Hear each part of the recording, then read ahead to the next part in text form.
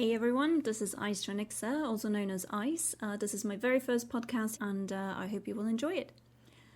I am a full-time Twitch streamer and I'm originally from Norway. I live and reside in England and I have been here for about 10 years now. I joined Endpoint last year and since that time a lot have happened in my life outside of the gaming world as well, which is what we are here to talk about. So I wanted to share some very, very exciting news in case you've missed it. I am pregnant.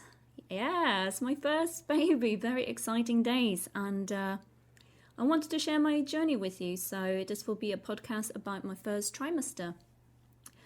I am thinking of releasing 5 episodes to talk about the different stages of pregnancy and what comes next. So Episode 1 will be the first trimester. We will have one for second, one for third, one for the birth, and one to conclude what happens once the baby is born. So it's a very exciting journey. It's one I actually never thought I would experience in my life. Many of you guys who know me already know that I have PCOS and endometriosis, which is 2 conditions that makes infertility a bit of an issue for many, many women, unfortunately. It's a topic that isn't talked about very much, and it's something that I'd like to shed some light on. Especially today's society, it's very expected that women of my age, I am turning 31 this year, but yeah, women of my age is often expected to have kids even before this or at this age, and people often think to be a bit nosy and ask you, oh, when you're having kids and, oh, you're not getting any younger, this and that. And a lot of people don't realise that myself, like many, many other women out there, struggle with fertility. It's an issue that, unfortunately, not people think about when they ask these questions. And although it's not ill-intended, it can obviously rip some wounds open for those who have tried to conceive for many, many years, or for those who are still battling that thought of potentially never having a baby, although they wanted so badly. So before I get to the point where I share how I found out I was pregnant and what came with the pregnancy, I wanted to dip my toe into the whole infertility thing. And I'm doing this podcast completely unscripted. I've not even written any notes. This is just me talking to you guys, and it's just all from my heart. So I do apologise if I go a bit back and forth, but I'll try my best to stay on track and see where we go from there. I'm a little bit nervous. It's my first podcast, as I said, and I was thinking of making it a YouTube podcast. But then I thought it might be easier not to have a camera on me and just share how I feel, talk into the microphone and, try to be as comfortable as possible. I did find out quite early on in my 20s that I was probably not going to be a mother. I had some issues with my hormones and some other health issues as well. And I went to the doctor who said that I was just impatient.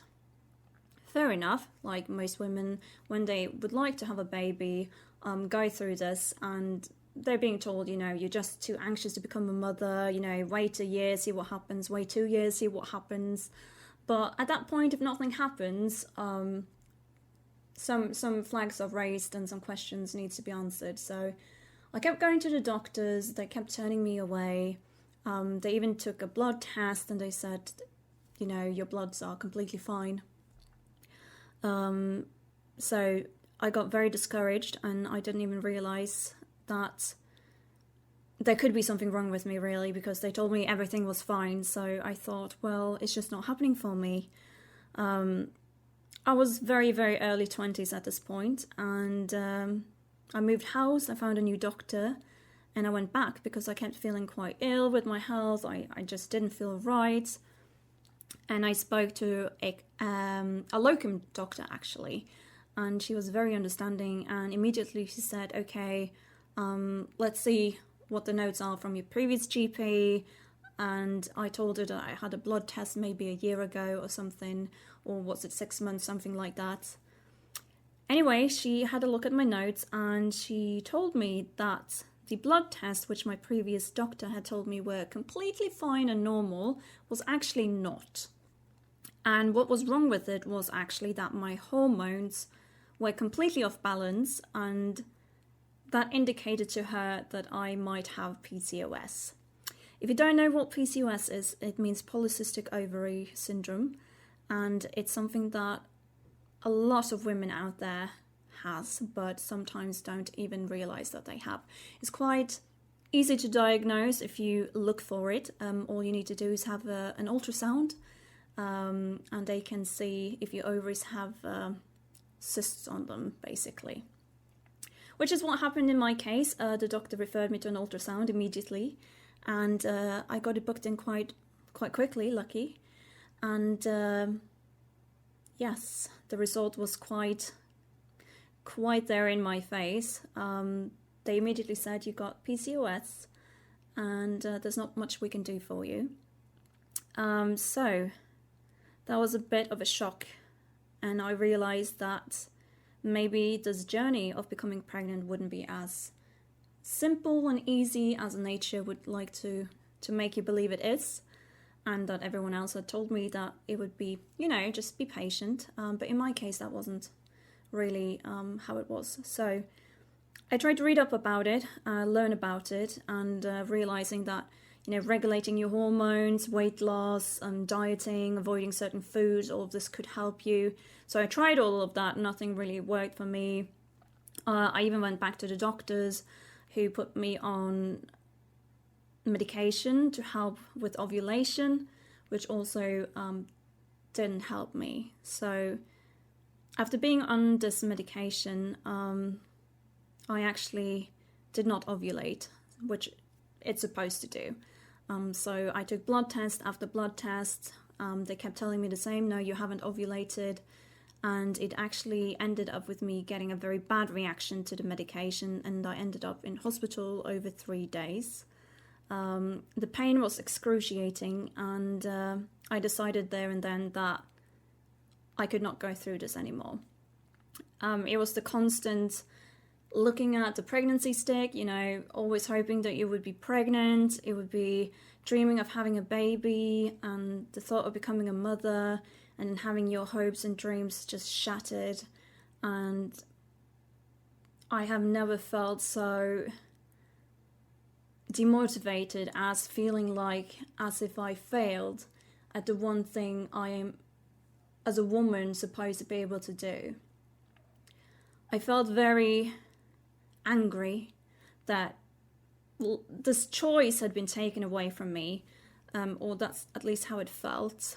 That something so simple just wasn't that simple, and it might not ever happen.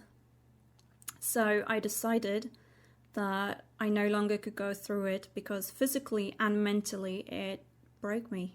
It really did. I've cried so many tears. I've thought that I was just a failure as a woman, as a person, that I couldn't conceive, I couldn't carry a child. It was just this voice in my head saying, you are not good enough, you cannot do this. And I really, really wanted to be a mum, and I just decided that I'm going to have to step back from this, because I cannot go through these emotions anymore.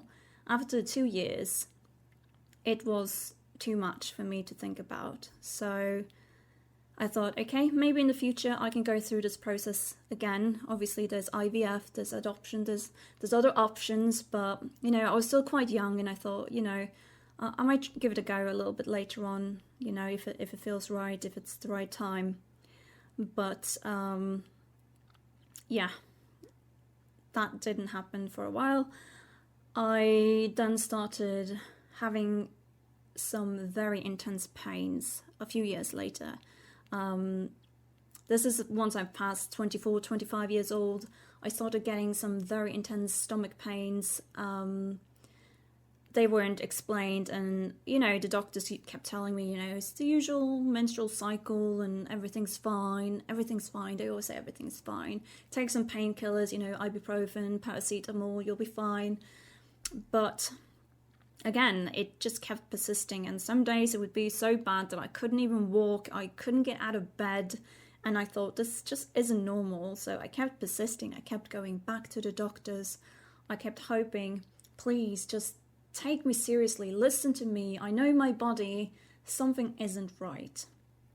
After going to the doctor several times over, I think 1 or 2 years, they finally referred me to a specialist at the hospital, and the wait was probably about 6 to 9 months. It was quite a long wait, and I finally got seen. They told me that it was most likely the case that I had something called endometriosis, which is tissue growing where it shouldn't, and I decided that I needed to find some answers to this. The consultant was absolutely in agreement and recommended surgery to decide if that was actually the underlying issue of my pains. And so we scheduled a surgery which took place about 2-3 months later, where they go through the belly button, they look for any tissue growing where it's not supposed to be, and just to see if there's any endometriosis present. They were also going to look for an ovarian cyst that I also had previously seen on an ultrasound, that they wanted to remove as well because it was growing. This is another common thing with PCOS. You do get a lot of cysts that could erupt or grow or give you some discomfort or pain.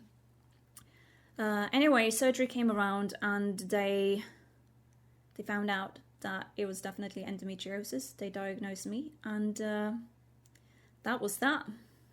And there wasn't anything else they could do about it. Endometriosis is just like PCOS. You can't really cure it. You can manage it through different things, but at the end of the day, you're always going to have it. And then I learned that not only is PCOS making your fertility go down, but endometriosis does the same. So not only did I have one condition, but 2 conditions, which would make becoming a mother very, very hard. This was very heartbreaking for me because I wanted to be a mum. I wanted to have a baby.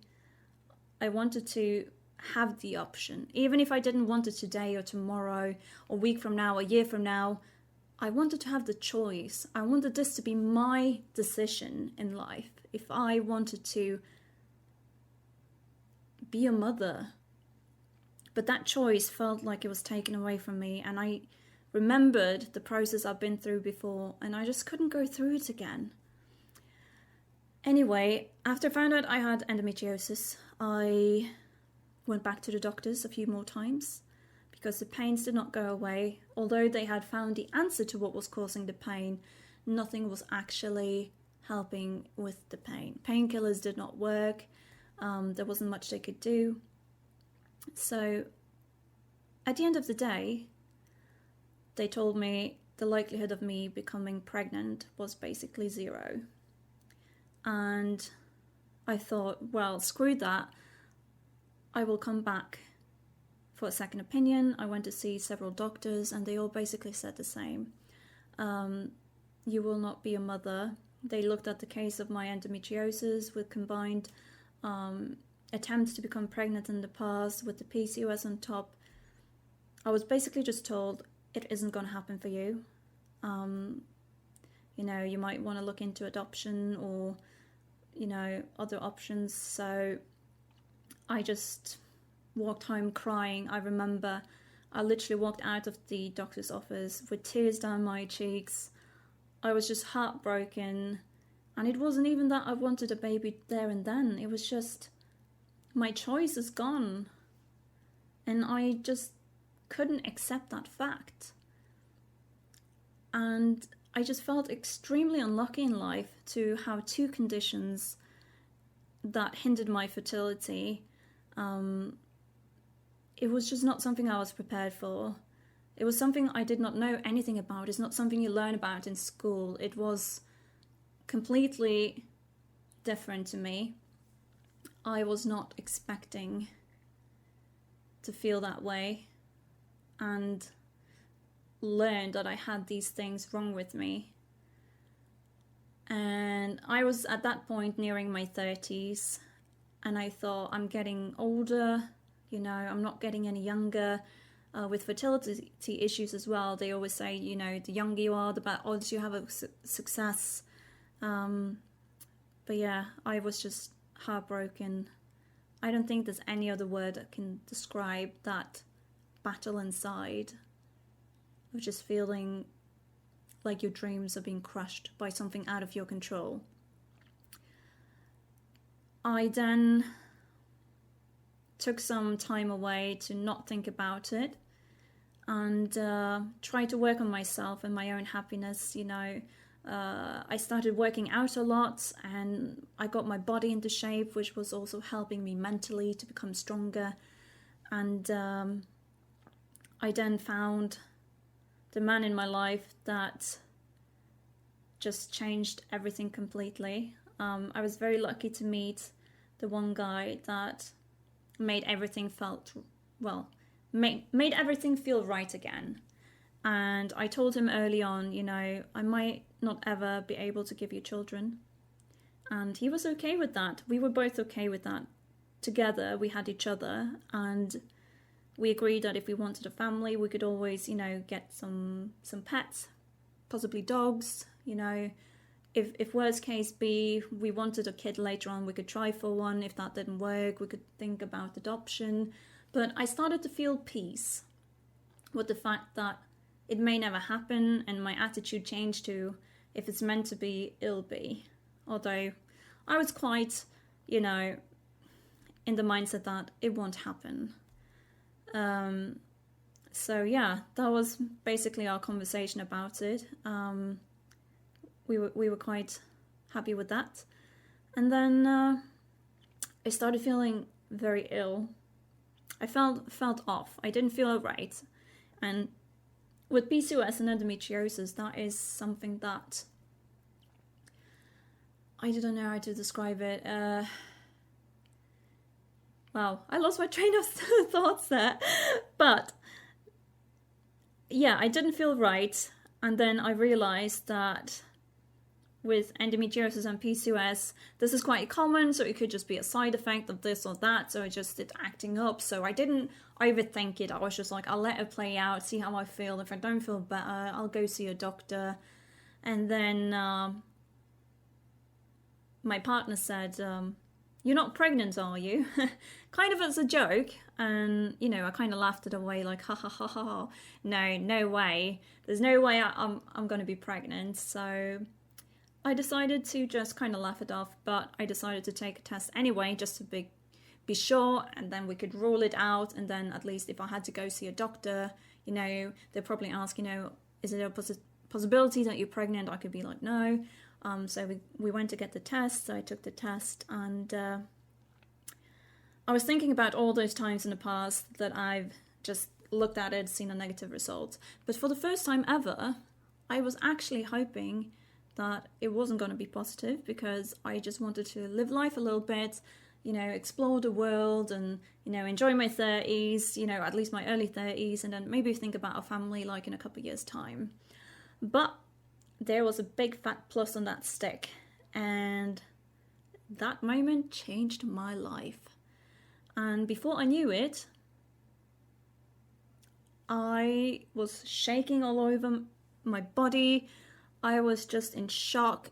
I could not believe my eyes. It was a positive result, and I thought, there must be a fault with the stick. Something must be very wrong here. So, after showing my partner that it was positive, and we both kind of had a bit of a shock moment, we got a couple more tests so that I could make sure that it was definitely a positive result. And we took one of those that shows you how far along you were as well. And as soon as I've taken the test, it popped up 1 to 2 weeks. So that's 2 positive tests. And I took one the next morning as well, just to be sure. And again, it was positive. I had 3 positive results. And I just couldn't believe it. I think it was a couple of days of just shock. Absolute shock. And then reality hit that I am pregnant. Against all odds. All those tears over not being able to get pregnant. And I am pregnant. How did this happen? That was not supposed to happen. But it was the most welcome gift. And it was like this little miracle that's happened that I just couldn't believe. And once the shock wore off a little bit, I realized that there was just so much joy, so much happiness, and I really couldn't believe that all these feelings came back again, that desire to become a mum one day, to have a child to love, and it was now coming true. It was just so much to process, and then I couldn't really share it with anyone because it was so early on. And I also knew that if against all odds I did become pregnant, which I had, there was also a very, very high chance of miscarriage. As I mentioned, PCOS and endometriosis can cause fertility issues, but they can also cause a very high risk of miscarriage. So I wanted to see a doctor to confirm the pregnancy, but because of COVID, that wasn't possible. And the process was I had to register my pregnancy online and wait for a booking appointment over the phone, which is usually around 8 to 9 weeks. So at this point, I just had to wait. I couldn't confirm the pregnancy other than the test I had taken, but my body was telling me what I already knew. I just had every symptom under the sun. If there's a symptom you could have, I would have it. The nausea was the worst. I could not eat properly. I was very tired. I just had this horrible, horrible nausea day and night. Luckily, I was not physically sick, but I was definitely feeling all that hormonal change in my body. Headaches, migraines, the nausea, the fatigue. I just was struggling a lot, and it affected my work a lot as well. But at about 8 weeks, well, at that point we thought we were about 10 weeks along, but it turned out I was 8 weeks. And how we know that is something I'm going to share with you now. So we did actually have some alarming symptoms one morning during a weekend, and I was very, very sure that I was about to have a miscarriage. So I called for some advice, and I was advised to go to the hospital to the emergency assessment unit at the hospital, and I arrived, and unfortunately my partner was not allowed in because of COVID. So I sat there very terrified by myself, thinking, I'm losing this baby. My dreams are being crushed after being so close to touch that finish line. And my mind was racing 100 miles an hour. I saw a very nice nurse, and she took some samples, and she looked for infections or anything like that, and said everything was fine. She also confirmed that, in fact, I was pregnant. And to hear those words out loud made it even more real for me, because I hadn't had a doctor tell me that you are pregnant. It was just what we had seen on the tests ourselves at home, and getting to hear that officially you are pregnant, that was such a release of happiness and excitement. But the reasons I was there in the first place crushed that feeling again, because I was thinking, wow, I am pregnant, but I'm losing this baby. So they unfortunately couldn't do anything more than just take the few tests they did. It was a weekend, and due to very high demands at the hospital, they couldn't scan me. I was referred to a ultrasound, I think 1 or 2 days later, and I went, luckily with my partner this time, and we got to see the baby for the first time. And that feeling was indescribable.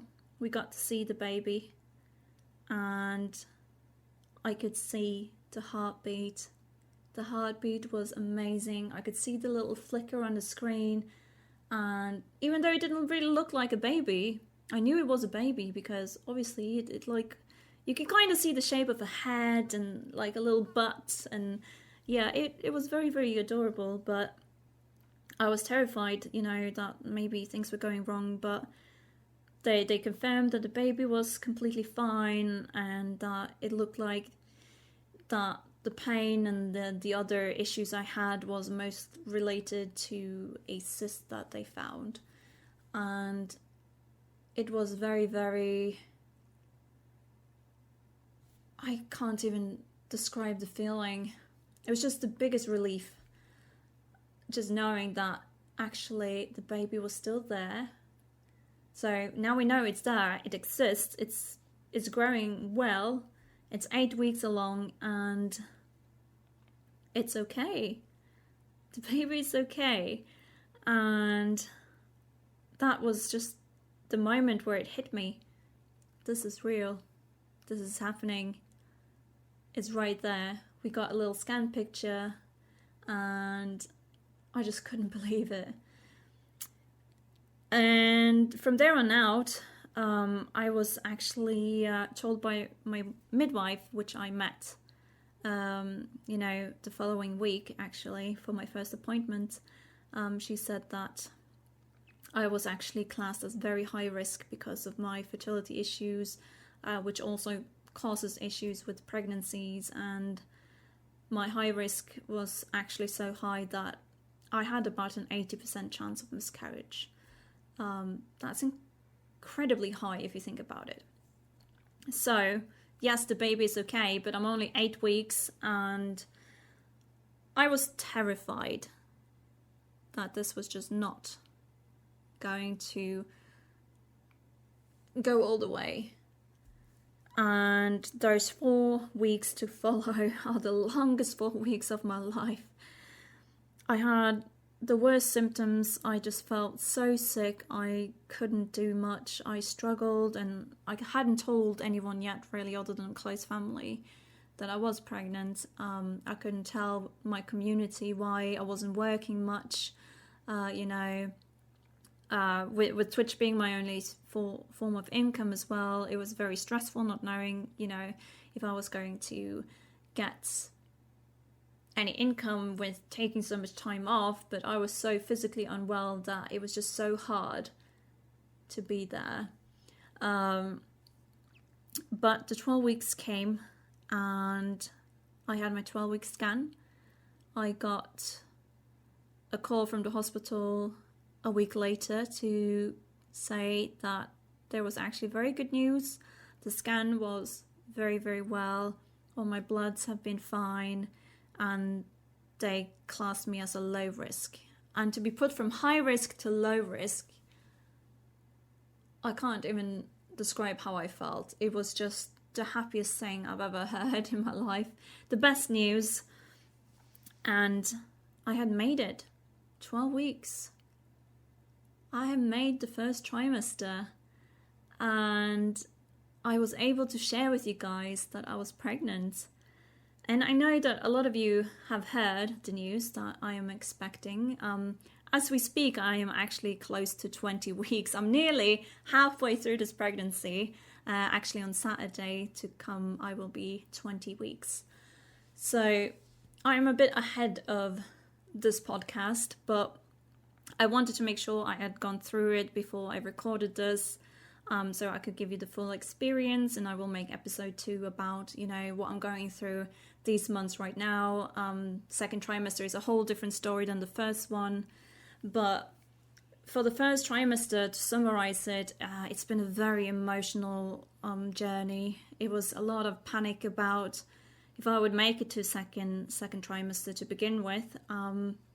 We had that scare, thinking we've lost a baby. The journey of becoming pregnant, it has been a very emotional one.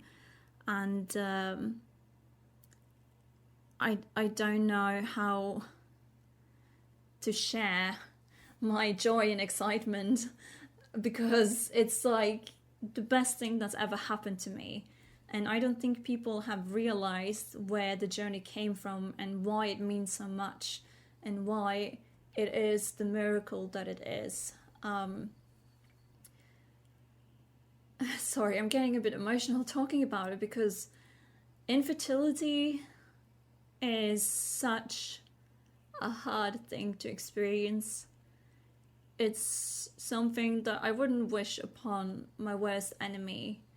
That feeling of not knowing if you can ever hold your baby, be pregnant and carry, the child of the one person you love, and, that the whole experience of being a mother, it was something I thought I would never experience. And I am now, and I am so grateful for this little miracle. I know that not everyone is as lucky as I have been.